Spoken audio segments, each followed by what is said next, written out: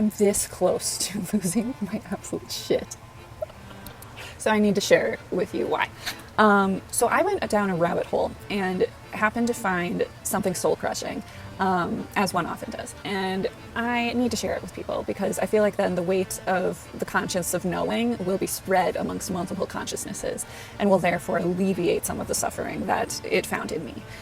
So I decided to look up the whole situation with the Newark City, New Jersey mayor that was arrested at Delaney Hall, an ICE facility, this last week. And I happened to go down a rabbit hole when I discovered that the facility was actually run by a private prison corporation called GEO Group Inc. And that prison corporation is one of the largest in the world. And they have contracted with ICE and are continuing to contract with ICE in order to expand their operations. Why? Well, I'm so glad you asked, because it's apparently going to gain them $60 to $70 million in revenue per facility after infrastructure expenditures. So I ended up going down the rabbit hole, finding their investors and shareholders pages, and listened to the May 7th investors webinar. And I killed my soul. And so I'm going to kill yours too, just a little bit. So they laid out exactly what their plans are for the future and how it's going to return millions, potentially even billions in revenue, because literally there is no ceiling here. They have no idea what's going to happen, but they are mobilizing to try and make it happen to get their investors all these millions and billions of dollars. So what are some of the things that they're working on? Well, in December, they announced $70 million worth of investments to start moving around and revitalizing some of their facilities, because they got word that some of this was happening, probably post-Trump election. They also changed their leadership. So some guy who retired in July of 2020 came back to be their CEO, which is bad vibes McGee, because to me it's like, why are we bringing back the old? What about him from the Trump era, first term presidency, did they need to bring back? Okay, so they had a couple of facilities that they're considering selling in Oklahoma and I think Texas to pay down their debt so that they have higher liquidity, is like my understanding of it. They're also working on continued contract negotiations over the next few weeks, but they really expect movement and building in the third quarter of the year of 2025. So some of the things that they are working on is, thanks to the Lake and Riley Act, as they say, they can just keep expanding beds, from 60 to maybe 100, maybe 125,000 beds. Who knows?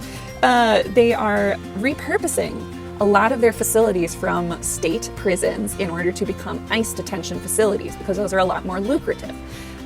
So they're actually working with state governments in order to sell off at least two of their facilities. And they expect extreme increases in electronic monitoring devices once detainment has reached sort of a maximum capacity. So what they are trying to do is get ICE to reach that maximum capacity that they're going to keep just bracketing up and increasing, because once again, every bed equals money, because they're going to use the detainees for labor and then also those government contracts. So anybody who doesn't fit into the detainment facility, they're going to fit with an electronic monitoring devices. So in 2025, they currently have 185,000 people using their devices. The peak was 375,000 during COVID, and that returned $250 million in revenue. So great. They estimate that 9 to 10 million people live in the United States without legal status. They called them illegal aliens.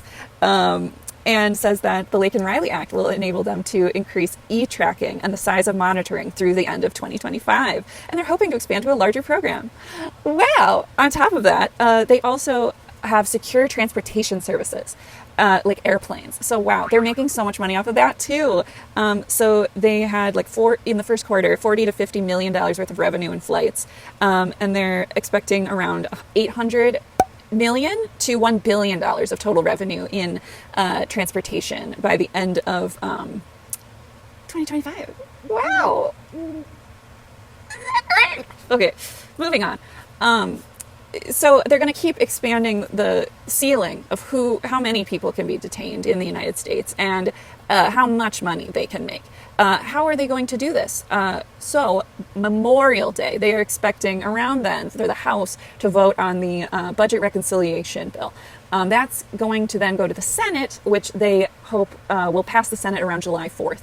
So they are hoping money from the government congressional allocations will reach them by about the second to third quarter so that they can really ramp things up. So what they really need is Congress to do their job, as they kept saying, and give them their money. So funny enough, there was a Q&A section on this. I wasn't expecting that at all. These are exactly the assholes that you would expect. All investment firm bros, no women. In fact, the only woman was the operator, who I originally thought was an automated phone system, and then it turns out she was a real human. They were just treating her like an automated phone system. Lovely gentleman, lovely. So the only questions that the callers had were in regards to when am I going to get my return on investment? Where is my money? Give me my fucking money, is essentially reading between the lines what they were all saying. And of course the CEO and everybody's like, guys, this is unprecedented. Let us cook by the end of the year. Let's start talking about, dividends and returning to investments. So then, the next guy calls and is like, okay, so where's my fucking money? And they're like, oh yeah, the end of the year, maybe. Okay, early 2026, definitely we can talk about that and look at that. My favorite caller, just based on the name alone, was probably Kirk from Imperial Capital. Because that one was just way too on the nose. He asked about demand. So interior enforcement has been ramping up, capturing human beings. Are there any events on the horizon for points of inflection that we should really keep on our calendars as good days? And so the CEO said, Homeland Security is very committed to their mission. We couldn't be more impressed. And so there's no upcoming, quote, trigger dates, but the budget is absolutely key. They have to pass this reconciliation budget or none of the enforcement and detaining is going to happen. So that's right. Call every day. Bother the shit out of every single congressperson. Do not give ICE a single fucking cent. They are creating slave labor camps in the United States that will give these chucklefucks billions of dollars, and they don't give a shit about any human being. They call them beds. I want, a 2, 3, 4, 5-fold increase on beds, and we want them filled. And it was disgusting. It was absolutely sickening. I felt like vomiting the entire time, and all they care about is the money. And so you can't give it to them. Do not let them have a cent. Do not let them have a cent. Oh, thank you so much for listening. Glad to get this off of my chest.